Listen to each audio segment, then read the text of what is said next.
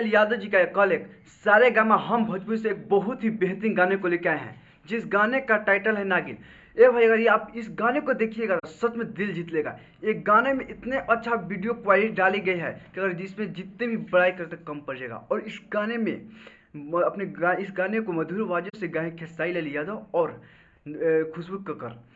और इस गाने में अभी नंबर 2 पर भी ट्रेंड कर रहा है। और ये वीडियो इतना क्वालिटी बनाई गई है कि क्या ही बताएं।